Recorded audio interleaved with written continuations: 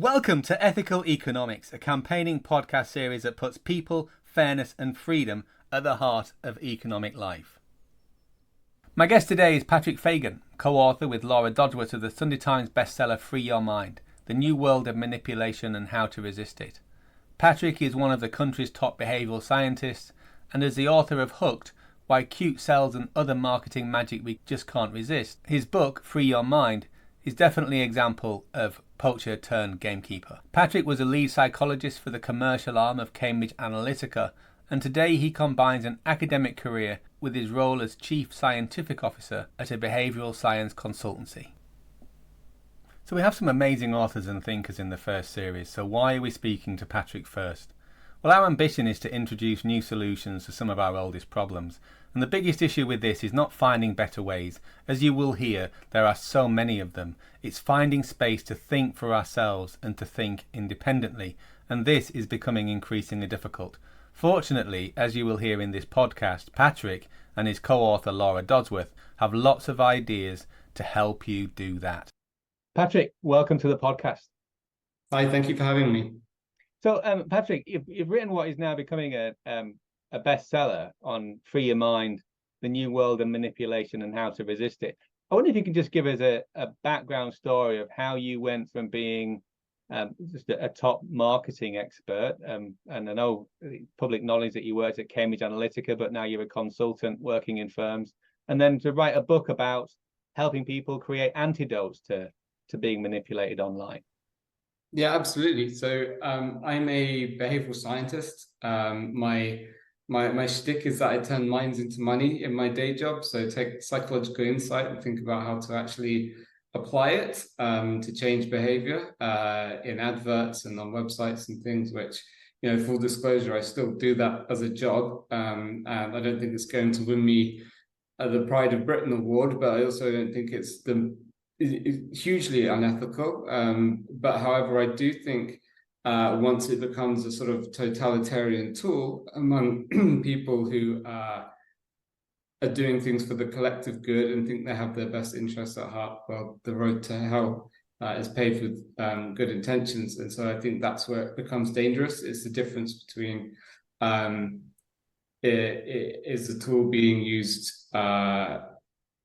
if the tool is being used to make people dependent and passive and not making decisions for themselves, I think that's when it becomes dangerous. And so I guess my journey was in 2015, 2016, I started to see a lot of manipulation and bias and so forth in the media, and it was just kind of getting out of control.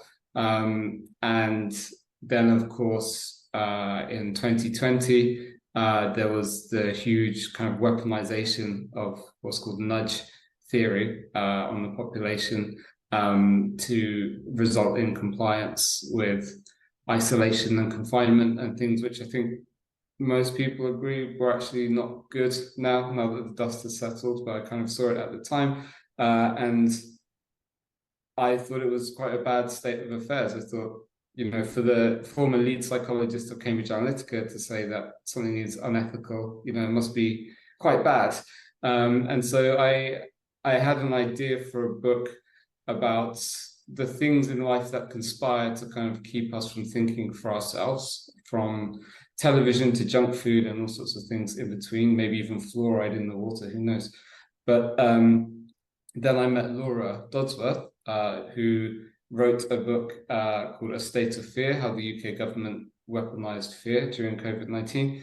And she also had a similar idea about anti-nudging, how to protect people from nudging. So we kind of put our heads together on this book to give people the tools to resist persuasion if they want to. All of life is persuasion. You can't really not be persuaded when you're communicating with someone. That's the whole point. But you can take more control of who you let persuade you with this book, hopefully. Yeah. What was it like writing a book with Laura? It was great. She's very smart and talented, and she really taught me a lot about how to write more interestingly and persuasively. I was a very academic writer, really, before we started working on this book together.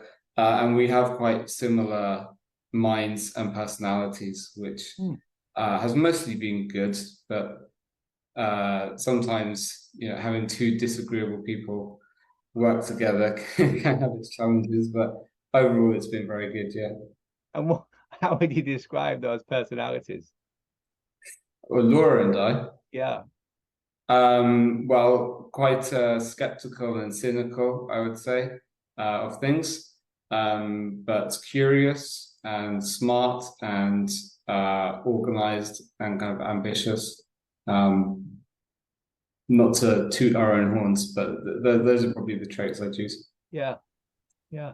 Because what was interesting is reading Hooked, which I thought was a wonderfully structured book, and really, very practical for people that want to improve marketing, and the whole, the like effect, as what the subtitle being, why cute sells and other marketing magic that we just can't resist. And yet you've gone full bore on the references in Free Your Mind. Yeah. And I think there's like 40 or 50 pages of notes, right? So 325 to 50 pages of notes. Yeah. And just to you start with Vince Packard, The Hidden Persuaders, and then Edward Bernays' Propaganda, and then the World Economic Forum as your first three references. And go from there, really, right? So the thoroughness of it is very impressive. The depth of it and stuff that you go into. And I know it's at the beginning of the book, or within the jacket, you say, "Free Your Mind is your field manual to surviving the information battlefield," and you continue that metaphor or the analogy of it by actually focusing on how people dealt with being interrogated and brainwashed. I just wonder if you can tell us what link you guys saw in that. Although it may seem a bit extreme to talk about torture and interrogation and so on, those same techniques are used on a smaller scale, of course, by your everyday influencer. So one, for example, is the disrupt then reframe technique. So in torture and interrogations, they really want to break you down. They want to disable the conscious watchdogs of your minds. They want you to not be able to think clearly, because then it's easier to implant ideas or extract things from you. And so they do that by blasting people with rock music all the time, or Baby Shark, as in one case, by not letting people sleep or not giving them enough food, by physical abuse, obviously. But all of this is to kind of break people down, because then they're easier to mold. Now, of course, advertisers don't do that to us, although perhaps they would if they could. But they may use the technique on a smaller scale, like kind of bamboozling you so that you're then more open to suggestion and influence. So they might say something confusing, or in an advert, they'll show you something really shocking and attention-grabbing and different and weird. And then you're kind of in a bamboozled state and more likely to then accept the suggestion that the advert follows up with. So although it may seem a bit extreme, and most of us are thankfully not subjected to that kind of thing, the same lessons do apply to daily life. Yeah, fascinating. And you've already mentioned the idea of nudging, which is a theme of both books, right? Is how to positively and have people enjoy the nudge process in Hooked, and also your sense that it's gone too far, and now other agents, our non-commercial agents, are using it, and that's really where you've drawn the line. I just wonder if you could just quickly go through that as what is nudge and how has it become somewhat notorious in the last few years. Yeah, sure. So all of us are what's known as cognitive misers. We have very limited attention spans for paying attention to the world, for processing information and making decisions. So the universe is infinitely big. There's an infinite amount of information and choice out there, and our brains really are tiny by comparison. So we can't process everything. So we have to rely on these subconscious shortcuts instead, so we can make decisions very easily, very quickly, without thinking at all. Because if we consciously thought through everything, we'd never get anything done. So these shortcuts are called heuristics. And an example might be if you go to a foreign city for a business trip, and you're looking for a place to eat, and you can only find 2 restaurants. One of them's packed, one of them's completely empty. Which one are you going to? Well, I'd obviously look for the busy one. Although being an introvert, I often pick one, but I think that you'd go with where it's popular, right? Or you'd look for that, yeah. Yeah, exactly. So when I do this in a lecture presentation, most hands go up for the busy one because, as you said, it's popular. So therefore, if all of these people like it, it must be good. And that's an immediate gut instinct where immediately busy equals good, so I'll go there. So that's an example of heuristic. It's called social proof. I also, as an introvert, especially a disagreeable one, would probably go to the empty one. That's comes into play with targeted nudging, which is something we could maybe talk about later. Not every nudge works for every person. But that's what a nudge is. It's presenting information in a way that kind of exploits these biases, these heuristics to nudge behavior. So with social proof, if you go onto a hotel website and they say 20 people have looked at this room in the last day, they're using social proof to tell you it's popular and therefore it must be good. So that's what nudges are. Now, they've been used, of course, by advertisers and brands, but in particular by the government, who set up a department called the Behavioural Insights Team about 10, 15 years ago. It's now a kind of semi-public, semi-private thing under Nesta, I believe. But what they do is apply these nudges for, whatever government agendas they might have, which could be getting people to pay their taxes or pay their taxes on time, could be getting people to stop smoking, to gamble more responsibly, whatever it might be. They're putting these nudges into communications and messages and platforms to influence behavior. So a famous one of theirs is they sent out letters asking people to fill in their tax return. And to half of them, they sent a normal letter in a white envelope with the name and address printed on the front. The other half had a brown envelope with the name and address written in handwriting.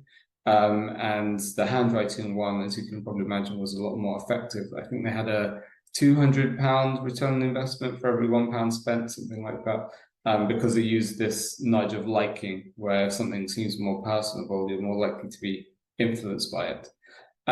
So it's all well and good. I mean, there's things where it's kind of hard to argue when it's nudging to help people stop smoking or to eat healthier or to exercise, or nudging people out of committing suicide. It's kind of hard to argue against these. They're pretty universally accepted as good things, but I think personally a bit of a line was crossed in 2020, especially with all the fear messaging and so on, where it became kind of totalitarian. And it seems like there's a general direction towards making the public's decisions for them. And where it used to be, in theory, the public would enact its collective will through a politician, through votes, and the politician would do what the public wanted them to do. Now it's more like the politicians change the public's will through nudging. So they decide what the public should want and think and do, and they use nudging to achieve it. So I wouldn't say it was 2020 specifically that happens, but it seems to be a trend over the last few years, or even started almost 100 years ago if you read Aldous Huxley's Brave New World Revisited or books like that. And I think I guess what we got the transformation is whereas there may have been people in positions of authority who wanted to tell us what to do and believing that they were superior to us in intelligence or insight, and so it was for our own good. Now what we've got with digital social media and those opportunities, and there's a much bigger opportunity to do that. And am I right in thinking, so it's not the nudging that's the problem because you do it at work and you're okay with companies doing it. It's that you're ramping up, you're using fear as a one of the main drivers of the nudge, and also you're using it for aims that are not transparent at the time, and so people can find themselves doing things that they don't really want to do, but they feel so fearful and suffocated that that's what they end up doing. Yeah, I'm probably quite biased and kind of rationalizing my job a bit, but I think there's a difference between brands using nudging and the government using nudging, because with a brand, there's kind of clearly defined limits of what they want and what they expect and what they're aiming for. Coca-Cola doesn't consider itself as having a moral imperative to get 100% penetration of Coca-Cola, as I'm sure, as much as they would love that, but they don't feel like it's their duty to get that, and you're a bad person if you don't buy Coca-Cola. They don't have teams dedicated to fighting Coca-Cola hesitancy, that kind of thing. And there's kind of a transparency and an honesty and clear expectations in the selfishness of brands. I know Coca-Cola wants my money, and I know they're going to try and manipulate me to get my money, and that's, you go into that relationship with them. And capitalism has many faults, but it's kind of okay, and then it's you get what you expect. Whereas with government nudging, even though I have no doubt that they have the best of intentions with everything they're doing, but as I said, the road to hell is paved with good intentions. And I think with that kind of moral mission and moral superiority comes danger, because that's where all of the worst atrocities throughout human history, they've all said that they've been doing it for the collective good. I think nudging people out of obesity and things, okay, good, but there needs to be at least some accountability or some kind of line. And I think it is there are three moral principles I think they're important for nudging. One is empathy. So don't use fear, guilt, shaming. Don't make people feel ostracized for not complying, that kind of thing. There is respect, where you have to respect people's decisions to make their own behavior, and in particular accept when no means no. So if you nudge people, it didn't work, that's it, well, you tried, they made their own decision.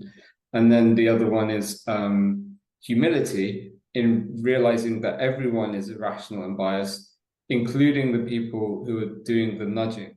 So to paraphrase a famous saying, who nudges the nudges?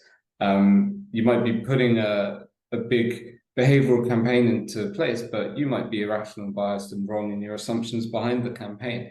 And there have been all sorts of examples of unintended consequences from nudges in the past. For example, one study put up a pair of eyes at a bike station in a train station where people park their bicycles, in order to use the kind of panopticon effect, where if you feel like you're being watched, you behave yourself. And bike thefts stopped there, but in the next station over, they increased by a commensurate amount. So there was this unintended consequence of the nudge. So really, it's important to have some kind of intellectual humility and not think that you know best for everyone. And I'm guessing, I mean, so one of my businesses I run is health and performance, and so offering people a chance. What small things could you do that would make a difference to your long-term health and well-being? Would you like to subscribe to a series of nudges or encouragements or suggestions based on help and ideas? And one of the things that we've got a potential moral hazard over is that it is entirely possible to link those nudges with people's biofeedback data if they gave you access to it. Yeah. And also consequently, there's a chance that actually if you have a few certain biofeedback measures of someone, you would understand their emotions better than they were understanding it. Yeah. And you could influence them. On our side, let's say we're positive, but there's a chance of really quite profound manipulation there. And I know in some of the work in the book, you talk about the way in which when like people get bamboozled and they're deliberately overwhelmed with information and data, and then they're unable to make a decision, and that then they look for a release of that anxiety or anger, the energy that's building, and the answer happens to be what that agent wants them to do. Yeah, exactly. And there's also an interesting point in that behavioral science is kind of dredging up the subconscious and making it visible to people. But we have all kinds of defense mechanisms to stop us from being aware of our subconscious, and for good reason. I know Freud is kind of discredited these days, but what he said about how young men feel about their mothers it's true that's not really something that people want to think about, but these kind of behavioral science technologies could be bringing it to the surface. And I'm not sure that the result would be good necessarily. No. Have you I know when you mentioned about the about who's nudging the nudgers, and I know one of the things that you and Laura mentioned is who's fact checking the fact checkers. Yeah. With this, and I guess that also relates to your point on the humility, right? As a nudger, is that you're open to not having the right answers. Yeah, exactly. I did make a meme maybe last year. It was a satirical meme, a World Economic Forum one. It was what will our diets look like in 2030? And it was a fake kind of pie chart I made as a joke where it said 10% of our proteins will come from upcycled citizens and things like this. I thought it was a kind of a modest proposal, piece of satire. The two things were depressing about it. The first is that it actually got fact-checked by Reuters. And the second one was that people did actually fall for it, and people thought it was real. And even to this day, if you search Twitter for upcycled citizens, there are people who are shocked and appalled by it. But if you look in the comments, there's always somebody saying, hey, this is a joke. This is clearly a joke, like, relax. So I do believe in the wisdom of crowds ultimately, and that having this centralized point of fact-checking and authority is probably more prone to bias and flaws than just letting the collective, this complex network of people and complex interactions just kind of work it out themselves. It's a bit messy and noisy and it will get things wrong, but ultimately it kind of veers towards truth, I think. Yeah, it seems that there's a lot of people who don't have such faith in people. Yeah. And I know I mean when you described you and Laura as being somewhat skeptical, even cynical, is that there isn't. I don't read that cynicism about people. Of course, people can be manipulated. In the book, you talk about how you can be manipulated and how you can, whether it's a halt thing when you're hungry, angry, lonely, or tired, and those things. But there is that positive strain running through the book as well, isn't it? Which I'd really like us to get into. So if someone is feeling that they've been overwhelmed or they're being bamboozled, what steps could someone take to protect themselves and to begin to free their mind? As I said, immunization is one technique. If you see these techniques, then you're less likely to fall for them. Another is, I interviewed a magician for the book, and I asked him, if you don't, what can you do if you don't want to be tricked by a magician? And he said, don't go to the circus. So that there is just an element of pulling back from this stuff a bit, consuming a bit less news, using social media a bit less. We're not being Puritans. We're not saying stop completely. I mean, I haven't, but just kind of scale it back a bit and use it more mindfully. So don't, for example, watch TV or scroll social media when you're in more of a vulnerable, sleepy state. So when your guard is down, if you're hungry, stressed, need the toilet, if you're tired, whatever it might be, that's when your brain's a bit more off and you're more likely to be influenced by things. Another thing you can do is get your information in writing rather than image or video, because image, and especially video, engages the emotional brain. It has what's called pre-attentive effects. So it influences you before you're even consciously aware of what you're looking at. And when we see an image, we tend to believe it. It kind of sticks in our brain, even if we're told later that it's false. It still has an effect on how we see the world. Whereas if you're reading, you can digest the information more slowly. You can take time to breathe. It's just more of a rational, meditative exercise. So one expert we talked to, Jodie, she said, rather than watching the TV news every night, just read a newspaper every weekend. And that really does give you all the information you need to know to be a conscious citizen without overwhelming you and making you vulnerable to manipulation. And there's some interesting research that you shared about the effects that social media can have on attention. And I know it was concerning figures for young people, but also for us as adults as well. Yeah, so social media and in fact screens and the internet in general they engage what's called more of a shallow style of thinking and processing information. So it's not like reading where you can sit and integrate the information slowly within your long-term memory, and you can kind of take a breath and look out the window and think about what you just read. It bombards you with information and keeps you in this very superficial, high-level area of information processing. So yes, there is some research showing that it reduces attention spans, makes people more emotional and impulsive.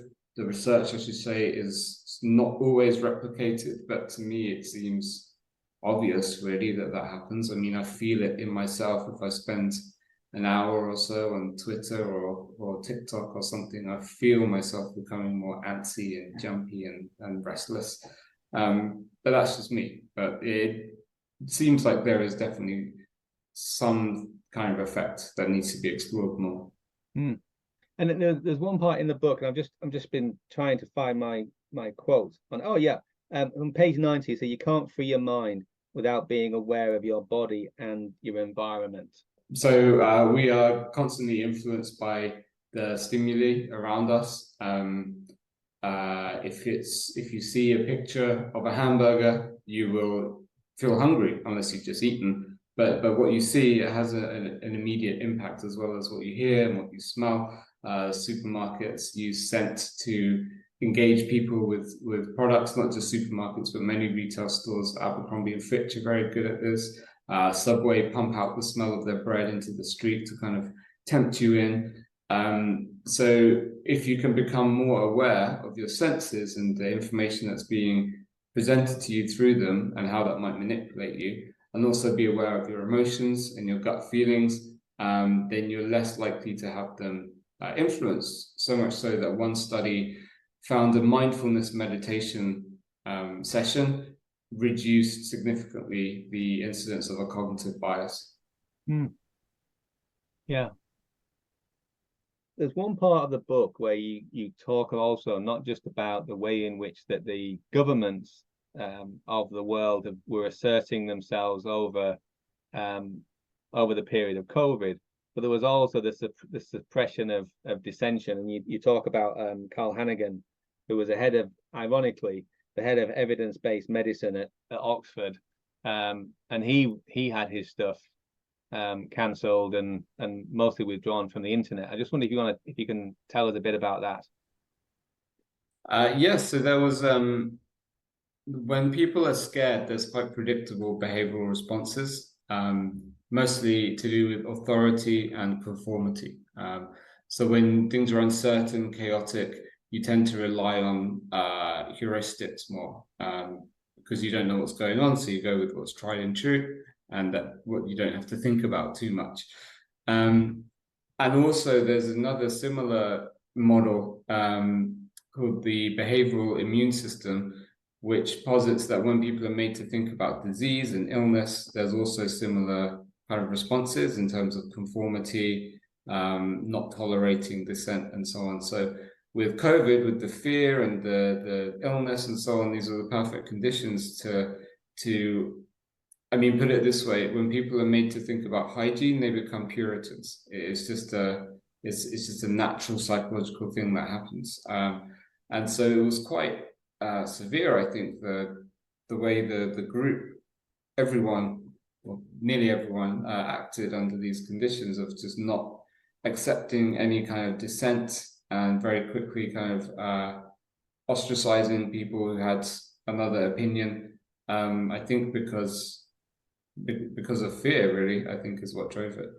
And then within that, so that the area that I also, whilst we can, when with Elon Musk taking over Twitter and renaming it X, there was that, that seemingly that censorship had gone down, and shadow banning and everything else and stuff. But I did come across the interview with the new CEO of Twitter, talking about awful but lawful, and how that was going to get downgraded, and it was a safe place for brands and those things. And on this, Patrick, I'm just wondering, what advice have you got? Because you in the book you talk about creating different identities online so that you can gain access to different information because you're going to be algorithmed.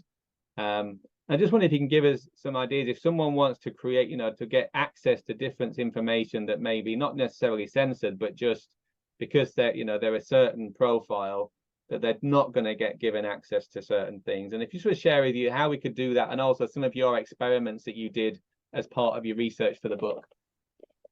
Yeah, so I've seen the Twitter or ex CEO talking about freedom of speech, but not freedom of reach, Yes. which just seems like censorship with extra steps to me. So I'm a bit, what's the word, bearish on X. Elon Musk, this transhumanist billionaire, maybe he's not one of the people after all.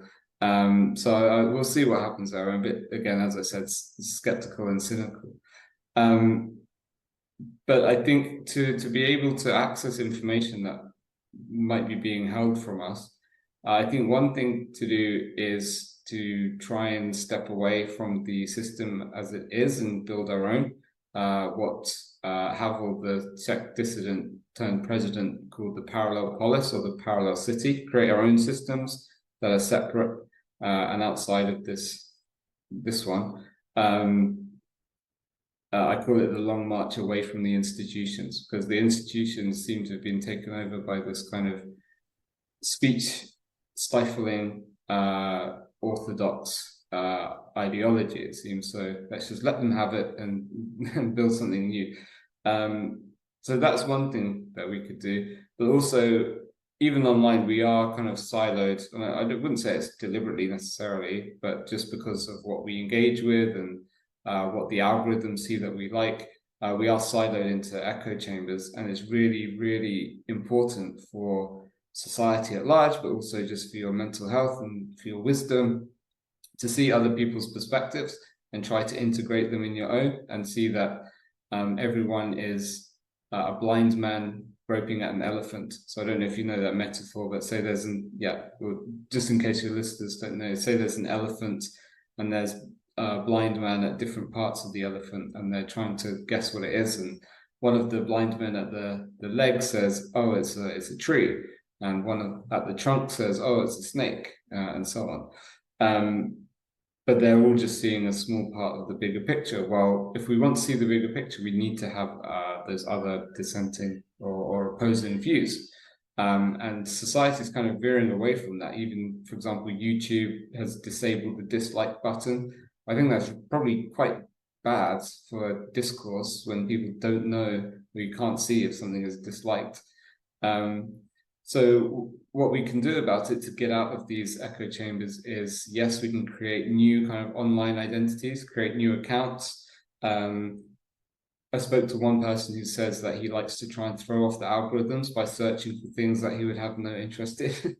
That might be a bit extreme. But there are these behaviors. You can create new accounts, you can use private browsing, that kind of thing, to be exposed to information that you might not otherwise see.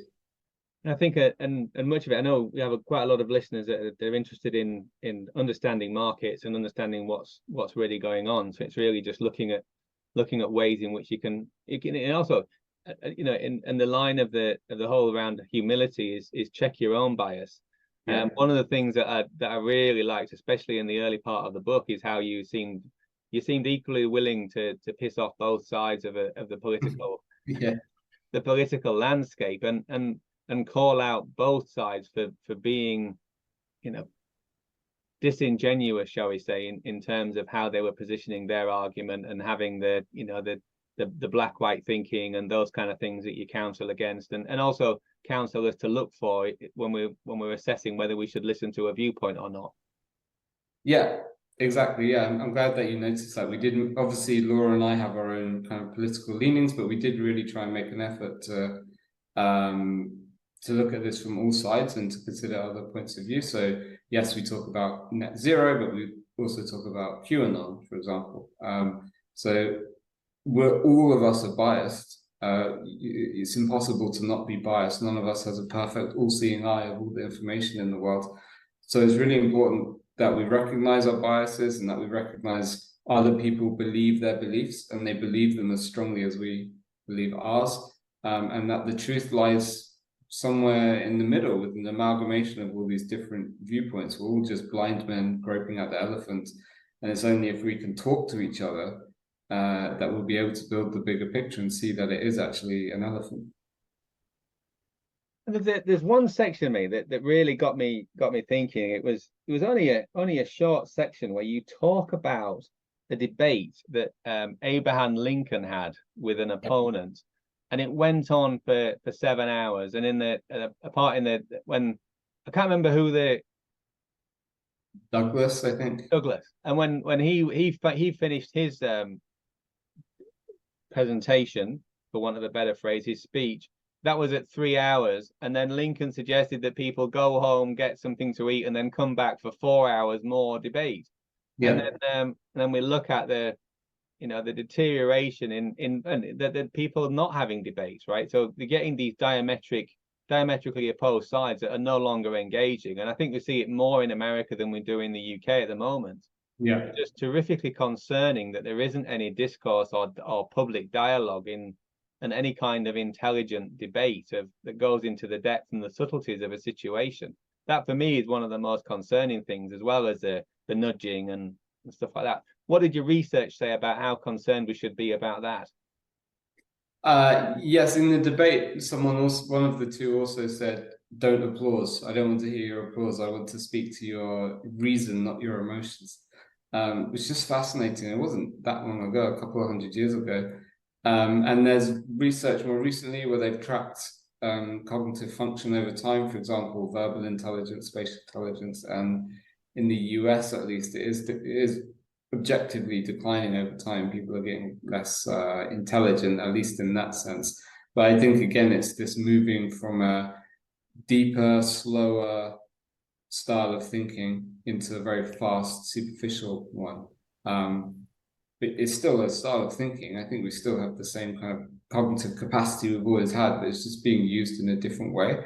But that, I think, is, you see it in the kind of the current thing kind of people, who flip from one outrage or movement to the next. And that lack of stability is not good for stability. There was a study that found that people who watched the news on TV had more unstable political attitudes than people who got the news through newspapers. Instability makes people reactive and makes people kind of, in an alchemical way, kind of looking for things to bind to. So people being reactive, I think, is not good.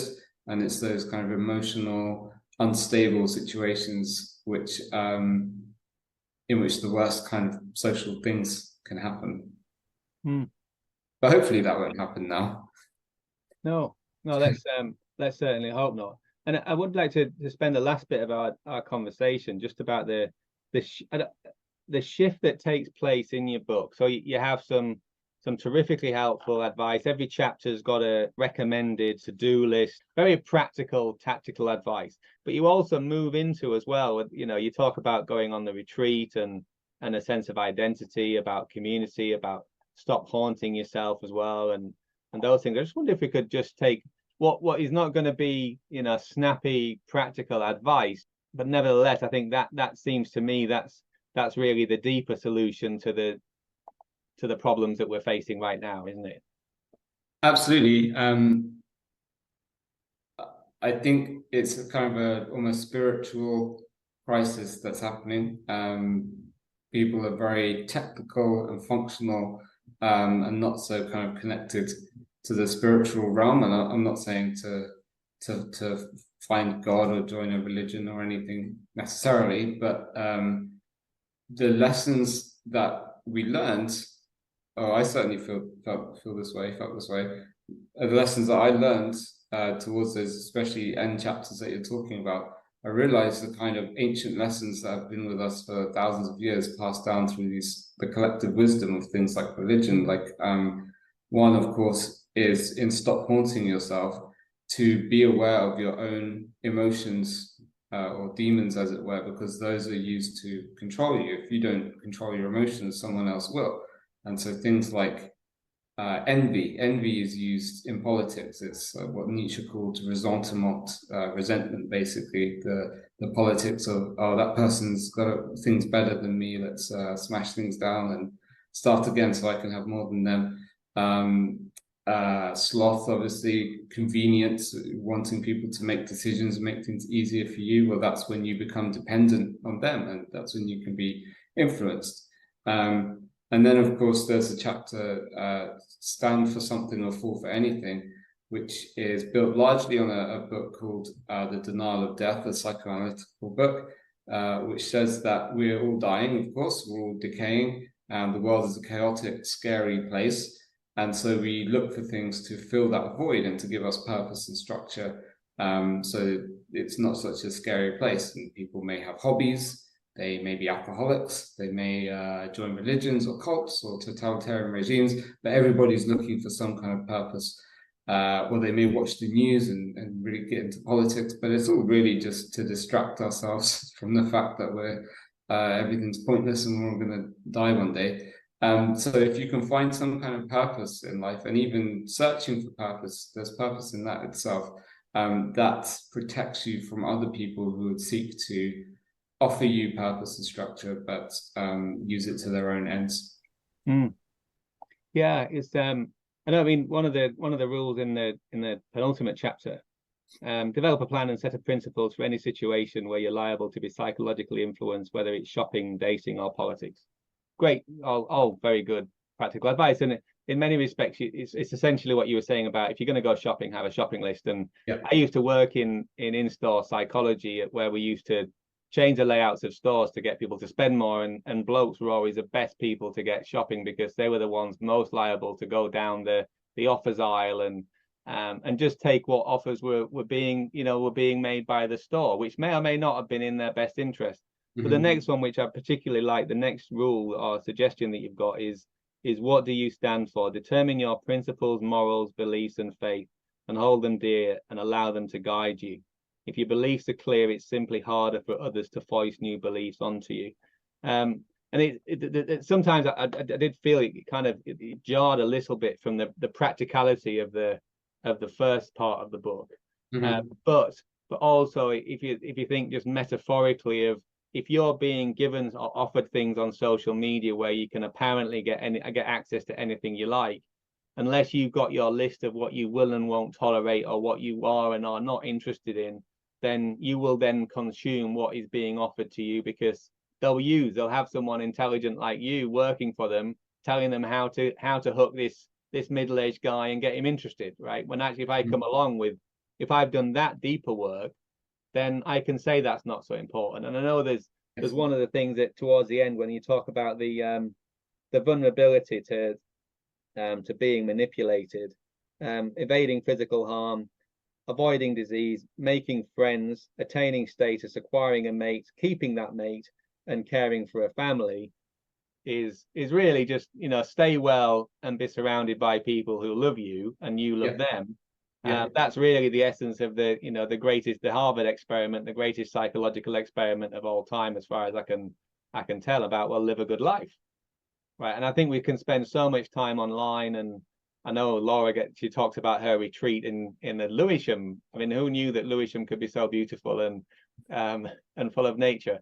But it's really that kind of work that I think makes a difference. Is that the kind of thing, when you look at your journey of writing this book and how it's changed you in doing so? Has there been much of that for you? Yeah, absolutely. So my wife and I do screen-free Saturdays now every weekend. We've done various things to try and to successfully reduce our screen time, but also on a deeper level, I've become less kind of attached to political views or any kind of view. I realize that it's all quite ethereal, I guess, immaterial, and I like to think I'm more intellectually humble and open to others' opinions, and other people who think things that I might disagree with, well, they have a reason for believing it. So let's try and work out what it is and what we have in common. So it's definitely changed me, and I feel a lot better for it. I feel a lot more relaxed and chilled out about things now. Mm. I know there's certainly times during the pandemic when I could feel myself almost just not drifting away, but spiraling away from everything that you held, because you can get so caught up in the markets. And I know, we've got one of the things we work with when we're working with traders and investors is to help them develop some kind of perspective and some distance from what's going on, and recognizing that most of the time just having a weekly update is actually enough for what you're doing if you're investing properly. Then, and because you've made, and exactly what you've said in that suggestion is that you've made your priorities and you've decided what you will and won't do, in which case that shouldn't be changing frequently, right? It should be, then it's like where you can set your long course, and then you can do some short-term tactics and go from there. I had a go at day trading myself recently. I wanted to see if I could make £100 in a day, just as a test, and I did. And then I got cocky, and the next day lost a couple of grand.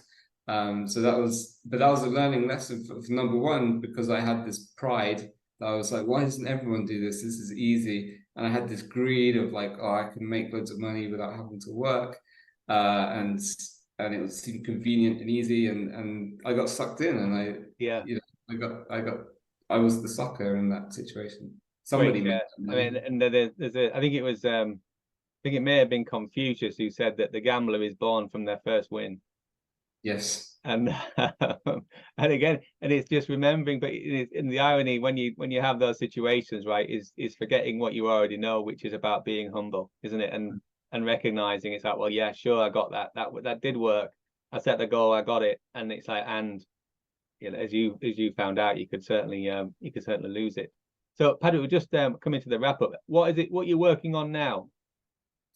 A couple of things. One is I'm trying to do one new experience for every week of the year. Like day trading was one thing. I had a colonic. I killed the native chicken. I've done various things. Just as a kind of after the pandemic, the importance of having experiences and doing things and meeting people is very important for you psychologically, but also with all this digital transformation that's happening. As we've kind of talked about, I don't think screens are immensely good for our mental health, and it's really important just to actually get outside and do things. So that's been fun. And then I'm also working on a book about how technology can read and shape our minds, and how it's potentially maybe opening a kind of a portal into our collective subconscious, and we might find more than we bargained for there. Yeah, I am just trying to process you having a colonic, cooking a chicken. Is that what you said? Yeah, so I wanted to see because I eat a lot of chicken, it's my favorite meat, but I wanted to see, could I kill a chicken? I've never actually killed my own chicken before. Oh. Wow. And then talk about essentially about Nietzsche's, if you're staring into the abyss, be careful what Thank you for back, listening. right? If you want to find out more information, check out the Ethical Economics website, where you'll find more information about our authors and the work of our sponsor, Shepherd Walwyn. Well, Patrick, thanks very much for your time on this. It's been a fascinating thing, and we've got an absolute recommendation on the book, both from a tactical antidote to some of the information that's in our world, but also I think with the longer term message that you're offering from what has been a fabulously researched book and wonderfully brought together as well. So thank you, and also thanks to Laura for doing such great work. Thank you very much. Thank you for listening. If you want to find out more information, check out the Ethical Economics website, where you'll find more information about our authors and the work of our sponsor, Shepherd Walwyn.